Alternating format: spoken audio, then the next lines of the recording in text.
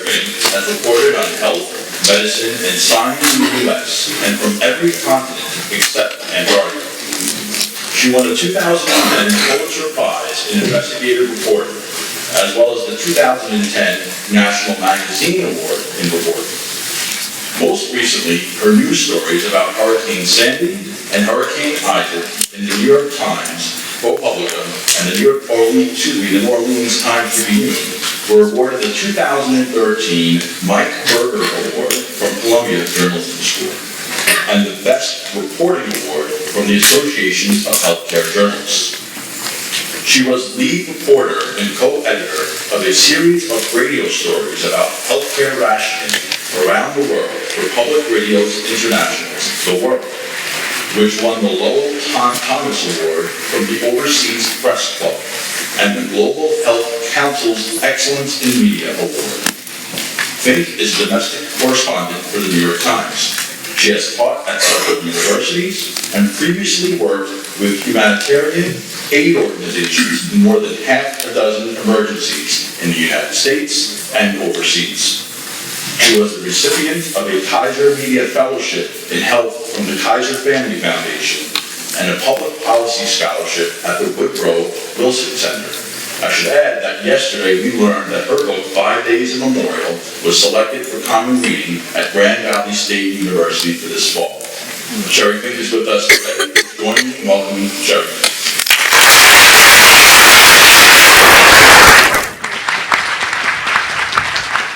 Thanks so much. And I'm going to use not only Samson's iPhone, but also an old-fashioned watch. How about that? So, well, it's wonderful to be here with you today. And sometimes disasters, I think, can show us there's sort of a crucible through which to see these very difficult situations that we face every day in American medicine, which Samson so rightly pointed out. Do exceptional times allow us to make exceptions to moral rules, or does a time of crisis call for an even deeper commitment to our deepest moral values? These are some of the questions at the heart of 5 Days at Memorial. Memorial Medical Center was surrounded by the floodwaters that just swamped one of America's most beloved cities in 2005 after Hurricane Katrina when the levees failed. The hospital grew very hot. Its backup generator system was not configured to make the air conditioning run, and also it was not protected against flooding, which I've since learned is true in many American hospitals and flood zones. So it quickly became hot, and while helicopters like this one arrived, you can see it's quite small, and it could take 1 or 2 patients at a time, but there were about 250 patients here, about 2,000 people, doctors, nurses, staff, family members. And so I just want to have you, for a moment, just think about this. Of course, nobody's going to drown. It's an 8-story hospital building, but think about who you might rescue first if you knew that you might only have just a couple hours left of power. And think about just the different types of patients who would be in a hospital. This is one of the NICU babies being held by a nurse's husband, very fragile. There were very, very elderly patients who had multiple medical problems, who might not have much even much time left of life. Then you had ICU patients who relied on a lot of power. You had patients who were maybe better off, who could sit up, who you might be able to move more quickly. And then you even had patients' family members. You had people boating up to this hospital looking for help, people from the neighborhood who had not been able to evacuate before the storm. You had the medical professionals themselves. Some of them had health problems. They quickly grew very tired and very hot. They had brought their children there. They had even brought some of their pets to take shelter for the storm. So I just want to stop here, and just for a minute, we have some microphones being held in the back, but raise your hand, and I just want to get a sense of what you think. Like, who would you save first if you had to make this really awful decision? So just raise your hands, throw out some ideas. Come on, you make your students do it.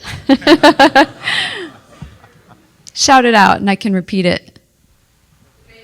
The babies. Okay, and why? Why the babies? Yeah, so just a feeling. And maybe actually, and there are some ethical principles here that you could think about, which is there's this thing that philosophers refer to as the fair innings principle, and just this idea that we all want the greatest chance to live the greatest number of innings of life. And of course, the babies would have many more innings potentially ahead of them if you save them. Does anybody think of something different?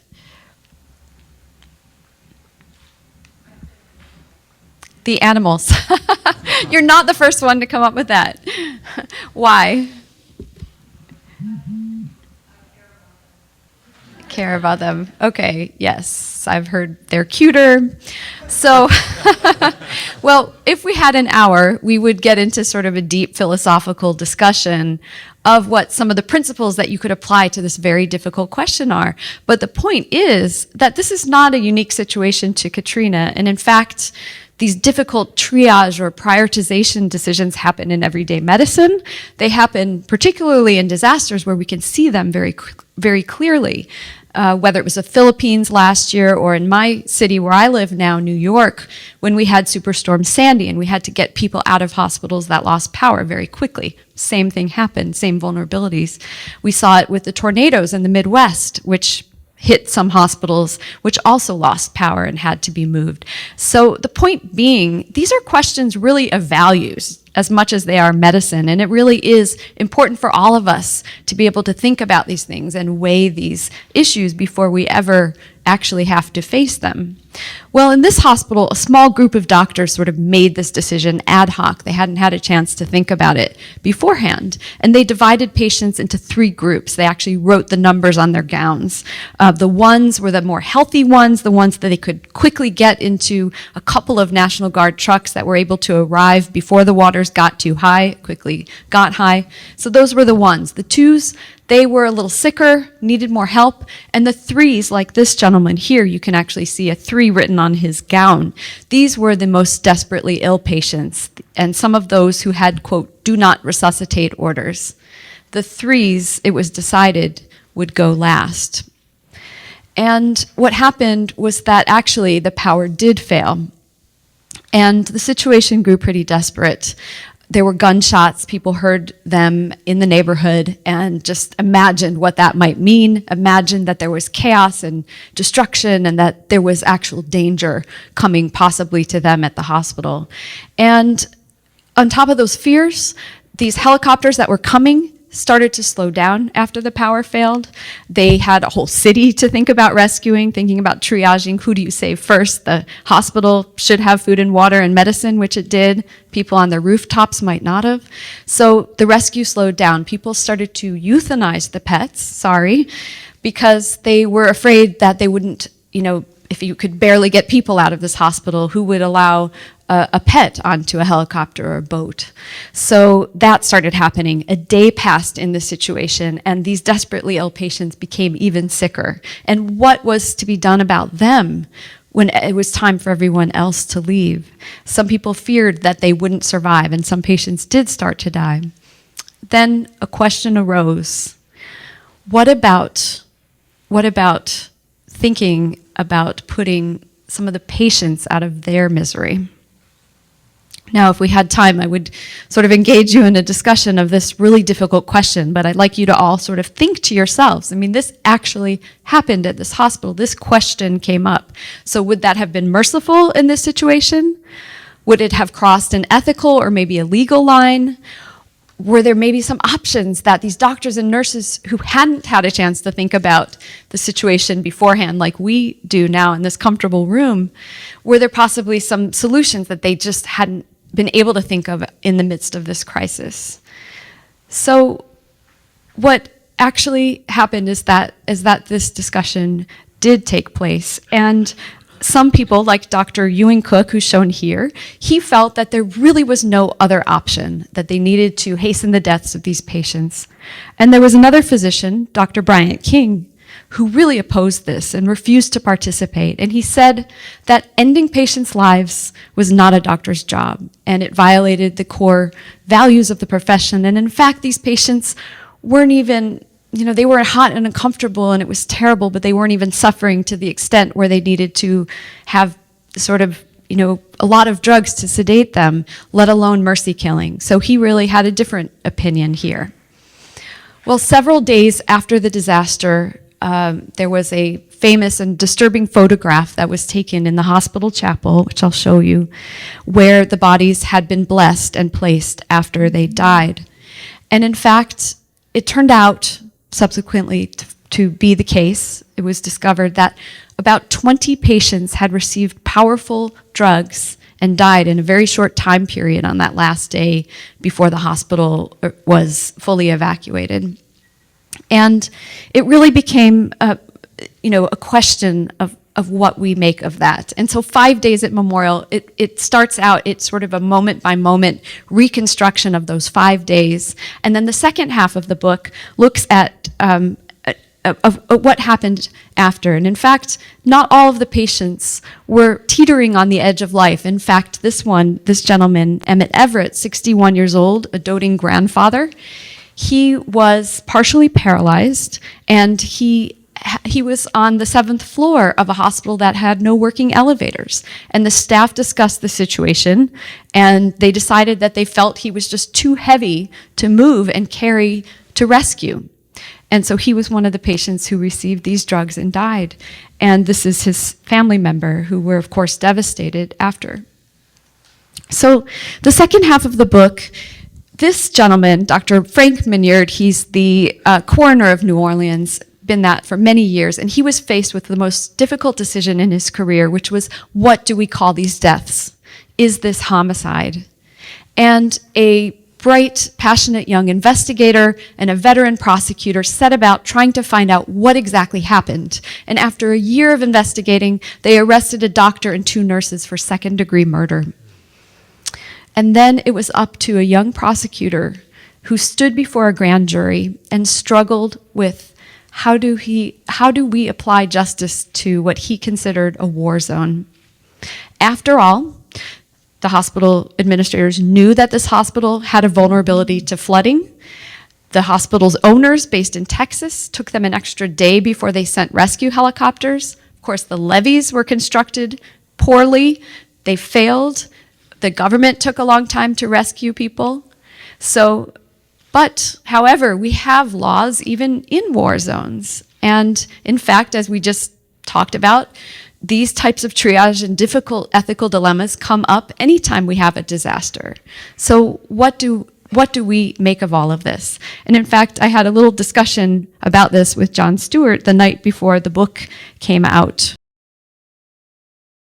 So it is easy to sort of feel kind of desperate about how do we actually prepare for disasters, and it can seem certainly very difficult. But that's really not the message of 5 Days at Memorial. The message of 5 Days at Memorial is that there are things that we can do. And I am, as you've heard, the long biography, overlong, is that I trained as a physician and an aid worker. I became an aid worker before I became a journalist. And in all the crisis zones where I worked, in war and disaster zones, I really saw this, that individual action can really make a difference, particularly in the immediate aftermath of a disaster, where life and death decisions are often made by individuals. And so what was it that saved lives at Memorial? Because there were many lives saved. It was people like this, Mark and Sandra LeBlanc. His mother was at the hospital. They were outside the city. They literally talked their way past the checkpoints. They got into the disaster zone. They found some volunteers from the Louisiana swamplands who came with their swamp boats. They launched those boats at the border of the water, got to this hospital, and rescued a lot of people, not only his mother, but many of the people who were sheltering at this hospital. So they saved lives. And you can see the airboats here, and even how one of the doctors was standing at the edge of the ER ramp, the very top where the ambulances go up to, and they were loading people this way into these little airboats. And it turned out another life-saving thing was that some of the people, the staff at the hospital, went out into the neighborhood where they knew people had their boats parked on trailers. They hot-wired one of the boats and brought that back. They even saved the animals this way. So it turned out that the ones that had been euthanized, it didn't have to have happened because they were able to get enough boats that they could take people out with their animals. And so it's this kind of creative thinking. These people, this nurse, this doctor, when they found out that the most fragile babies who had very special incubators, that those incubators couldn't fit in these little helicopters. And so they literally, you can see, folded themselves into this helicopter. He stuck this baby ultimately under his shirt. He's an Argentinian doctor. He earned the nickname the Argentinian kangaroo. And he actually hand ventilated that baby all the way to Baton Rouge and saved its life. And it's now a boy who is doing very well. And so again, creative thinking. The maintenance staff figured out that there was a shortcut between the hospital and the parking garage. They passed the patients through that little 3-foot hole. They drove them up to the top of the parking garage, carried them up these rickety flights of stairs up into this helipad, and they saved lives that way. So again, it's that individual initiative, that creative thinking, that flexibility that helps save lives in a disaster. And so 5 Days at Memorial, it is a call for that kind of action, and there is nobody who can learn from the past, the mistakes of the past, and the positive examples from the past better than young people.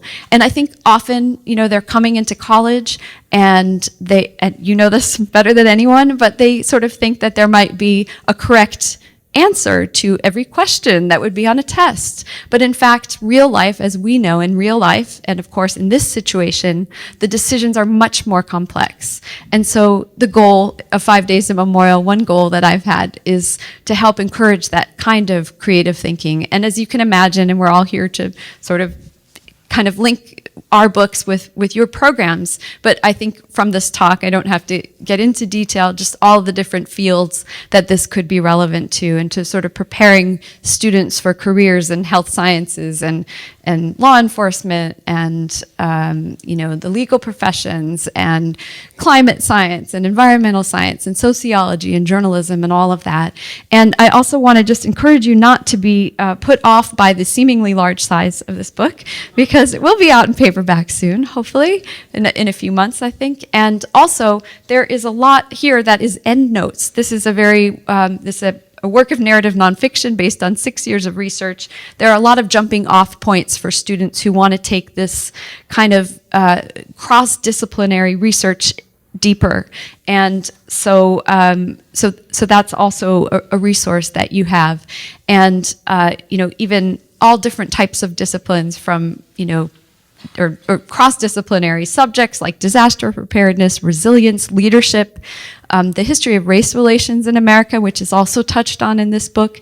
And I should say that Katrina really is history for this generation of students, because when you think about it, a lot of them were not even adolescents at the time that Katrina hit. And at the same time, they probably have not had a chance to learn about Katrina formally in history classes. So it is our responsibility to teach them about this really critical event in American history. And I think there are also some really practical sort of steps that they will take away and be more prepared individuals in their lives. Number one, think through the possible disasters that could befall you before they ever happen in your community. Number two, make a plan. We should all have a plan for sheltering in place when there's not going to be help for a while, for evacuating our homes, for helping the people who may be more vulnerable in our communities. And then number three, as we just talked about, be prepared to change that plan and have flexible responses to the actual situation, which I think is critical. So I see that my 15 minutes are up, but I just want to leave you with this thought that we do have the power to change. We have the power to prepare, and as my career has shown, because I've gone from being trained as a physician to now working full-time in medical reporting, students have the ability to follow different paths in their lives. And the key thing, and what I hope that this book does, and I think all of our books can do, is really help these individuals become more capable of responding to the challenges in their lives, which we have sort of an unending stream of disasters, unfortunately, that we've seen in recent years. And as Haile Selassie said,